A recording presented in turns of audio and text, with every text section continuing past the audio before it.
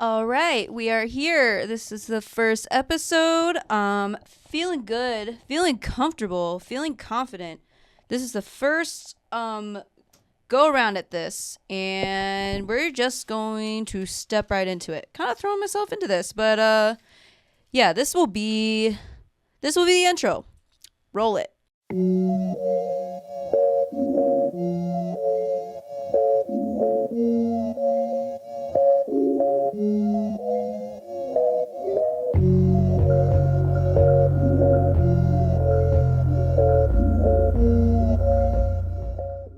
Hi, everyone. Welcome to the first episode of As a Creative, the podcast focusing on empowering creatives, giving them the tools and knowledge to thrive in the industry. My name is Robin. I will be your host, the main speaker of this podcast. And this episode will be an introductory episode to me, my background, what my experience is, and what I will be bringing on experience-wise, knowledge-wise to this podcast. So let's get into it. My name is Robin, and I am a graphic design student. I am a graduating college senior from North Central College. I will be graduating this upcoming May with my BFA in graphic design. In addition to my education and background as a graphic designer, I work as a photographer, videographer, overall just professional creative in the music and entertainment industry, the underground area in Chicago. My experience working in the music and entertainment industry came from my internship, where I had the opportunity to shoot at a lot of major music events, film festivals, wrestling events, and so on. So not only do I come in with my experience and background, my formal education in graphic design, but I also have work experience working in the music entertainment side. I overall would consider myself a multidisciplinary creative, to not only have my graphic design skills, but again, to also have my experience working with a camera, getting into motion graphics, and overall, I see myself going into branding, creative directing, and overall just trying to get more into creative directing and just connecting and making a whole vision. Hopefully that makes sense. But yeah, I describe myself as a multidisciplinary creative who has multiple skill sets underneath her belt. So how did I get to where I am today? What inspired me to be here to pursue being a professional creative? Well, growing up, I was always encouraged to draw, to always make things, to always create, to paint. My mom was very supportive of me creating things and just making things with my hands. She herself is a very talented artist herself. She would show me all the artwork she made, all the things that she painted on, all the things she drew that she made earlier on in her life. As a professional career, she worked in the law department. She worked as a paralegal for 30 some years. She was one of the last generations of people to be able to work in law or get into law without a degree. And that ended up being really stressful for her because she would have to work a lot harder to get promotions. There were people coming in younger than her that had degrees, and so she was always having to do more in order to keep her position, to keep her job, to prove herself, or just to get a promotion. She always had to prove herself. So I witnessed her come home very stressed, work multiple hours of overtime growing up, and I just witnessed how much strain she had, a lot of the stress she had from her professional career, and that she wasn't happy with what she did. She picked up scrapbooking. That was mainly what her main creative thing was, or is still to this day. And she would come home from long days at work, and I witnessed that she would use scrapbooking and folding paper, making things with her hand as a way to release the stress that she had built up from her profession. And so I witnessed at an early age that pursuing a creative passion or just doing a creative hobby was something that brings joy, it brings happiness, it brings it's sort of like a stability thing. And my mom went into law because it was what paid the bills. It's known for being a high-paying profession, and that's ultimately why she chose to do it. But growing up, I witnessed her just not be happy with what she did, and that was one of the influences that made me determine that I wasn't going to choose a career just for the sake of money. And on the other side, my father, he worked as an engineer, specifically a automotive engineer. He worked on car bags, or the airbags that go in the cars. And I witnessed that he went to ASU, he got a degree in it, and he ended up going into the workforce. Same thing, he worked 30 some years in his profession. And I noticed that he wasn't happy with what he did either. And eventually he ended up quitting his job that paid the bills and ended up going into law enforcement. And my mom was pretty upset with him quitting his higher salary job because he didn't want to do it anymore. But honestly, I respect his decision for doing what he wanted to do, but it did leave a financial strain on my family. Especially this happened around, I think we were coming out of the 2008 recession, I think. But that put a strain on my family for a little bit because of what his decision to do was, So from witnessing both of my parents just not be happy with what they were doing as a profession, as a career, I determined early on in my life that I would choose something solely not because of money. It would be something that I could see myself doing for a while, that would bring me joy, not joy to some extent, but it wouldn't bring as much strain to myself as I witnessed my parents go through. Growing up, I was part of a lot of extracurricular activities. My mother made sure that I tried different things, that I got my hands on things, that I did community service, that I experienced giving back to the community and just being active. And so I was part of Girl Scouts for a couple years, and then I transitioned into 4-H. And if you don't know what 4-H is basically a youth agricultural organization that is focused on training the next generation of farmers, veterinarians, and just like people that raise farm animals, essentially. So they have projects ranging from raising livestock to riding horses to farming to cooking.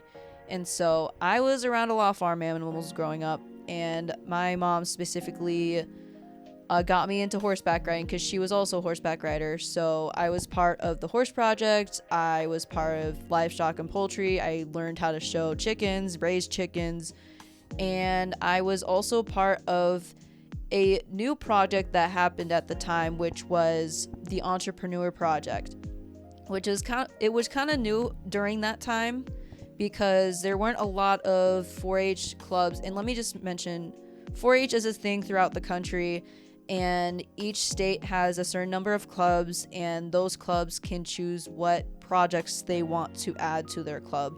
So again, I did the horse project, the poultry project, and there was a cooking project. And again, the Entrepreneur Project. So my club in my home state of Arizona was one of the first in the country to have a Entrepreneur Project, which focused on teaching young kids how to run a business, their own business, to make their own money, to turn a hobby or something that they do into a business. And with my mom's background in scrapbooking and all the supplies that she had, I will tell you right now, I grew up with like multiple Cricut machines going off in the middle of the night cutting paper. With all the supplies that she had and all the expertise that she had, I decided to start my own scrapbooking business and learn from her because I had all the supplies already from my mom. So I did the Entrepreneur Project and I had my scrapbooking business. I made a lot of money for my age. From like 13 to 16, I was making bank. I would make holiday cards, get holiday gifts, like paper fold gifts, that it was basically like stocking stuffers that people could get last minute stocking stuffers that I made. It was just like foldable paper gifts. And I made bank during the holidays. And so my experience running my own scrapbooking business at a young age, it was what qualified as work experience before I got my real job at 16, my first actual job.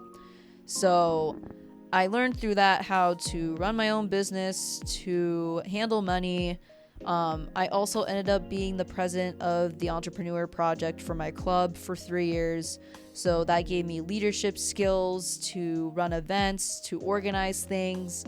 And overall, my experience in 4-H gave me confidence to take initiative, to conduct business, and how to communicate with people and customers. The success that I had with my scrapbooking business at a young age, middle school to high school, is what further convinced me to pursue art as a career. The ability for me to make things with my hands through the holiday cards that I was making, the last minute stocking stuffers that I was making through folding paper, the ability for me to make a profit off of it is what convinced me that it was a feasible option for me to pursue creativity and turn it into a career. I ended up choosing to go into graphic design just because I feel like there was a more practical sense to it, because with graphic design, you're able to go into branding, you're able to work with companies corporate wise, and so that's how I ultimately decided to pursue graphic design. Another important aspect of my life and my upbringing is sports. I've been an athlete for a very long time, and I did multiple sports growing up, tried different ones, and landed at softball. And I did softball from middle school up until high school, and I ended up getting recruited collegiately to play in college. Sports has taught me leadership skills. It has taught me communication skills. It taught me how to handle pressure, to deal with failure. And so when I got recruited collegiately, my journey definitely taught me resilience. Not only did I have to navigate the recruitment process all on my own, but I also was at a college preparatory school which had an advanced curriculum, and I was also, again, I was a 4-H club president for 3 years, and also running my own business as an entrepreneur. So all those things combined taught me how to handle pressure. It taught me how to meet deadlines, how to use my time wisely, and sports specifically was a major factor and contributor to all that. And all those things, especially sports, definitely set me up well for college. So my college journey is a little interesting. I'm a 6th year. Don't laugh at me. It's not entirely my fault, and I'll explain why. So the first school I was at that I got recruited to collegiately for softball, the softball team wasn't good, but the design program was. And at that time, I thought that being a college athlete and having a good experience was a more worthwhile than my actual education. So I transferred to another school where the softball team was better, but the design program sucked. And I was there for 3 years, and not only was I a college athlete, I was part of the softball team, but I was also part of the honors program. I had an on-campus job. Somehow I got roped into the track and field team. So not only was I active as a athlete, but I was also active on campus and other things. So all that I was doing and how involved I was, it kind of jaded me, kind of blinded me from being able to think for myself. And so I kind of hesitated transferring for a while because I had so much going on. And also the honors program was paying for the majority of my education. But I ultimately had to transfer out of that school because they kept changing the class catalog and delaying my graduation.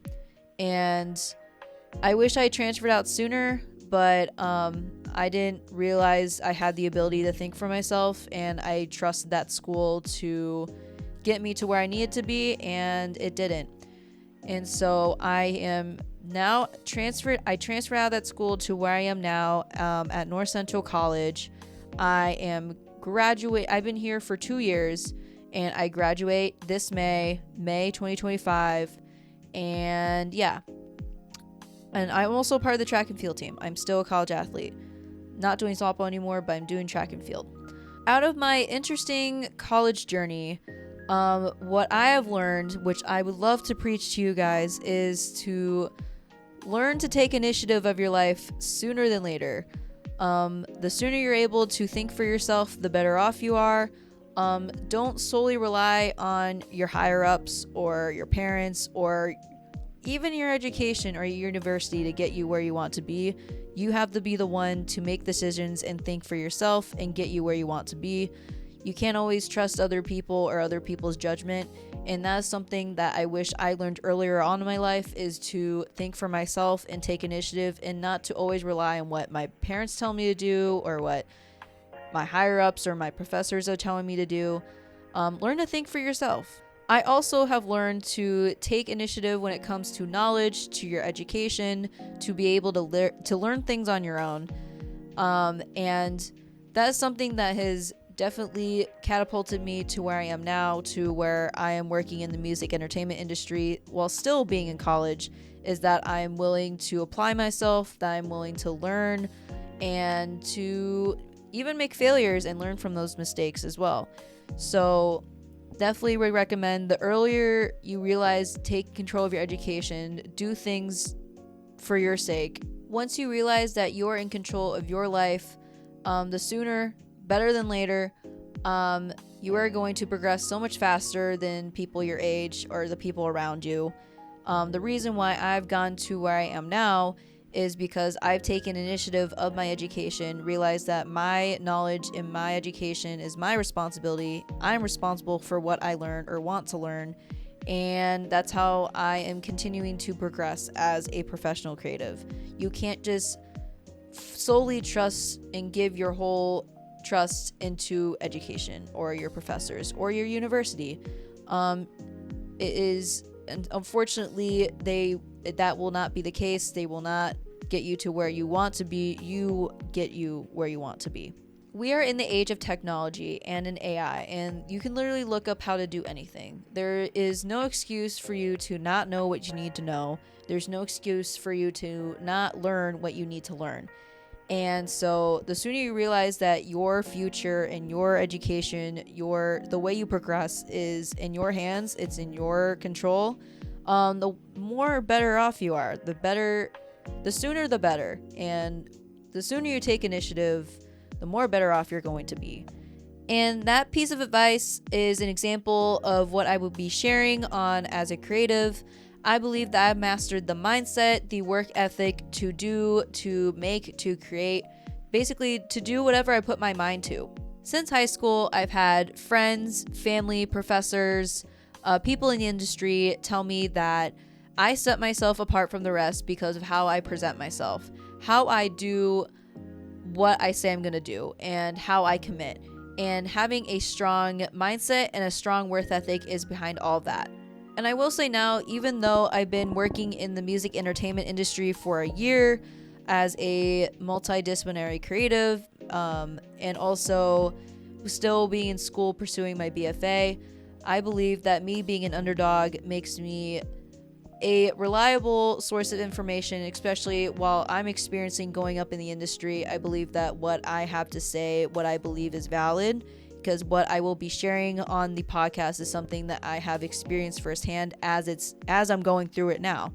So that's why I believe that the things I will be discussing, the things that I will be sharing on this podcast, I do believe I have the credentials. I do have the knowledge and the experience to be speaking on what I will be sharing on as a creative. And I believe we're going to end this episode here. If you like this episode and you are interested in what I will be discussing on this podcast going forward, please go like this episode, go rate me on Spotify, follow the socials at as.a.creative on Instagram.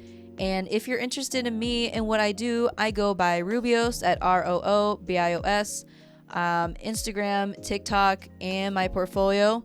And I will see you in the next episode. Bye!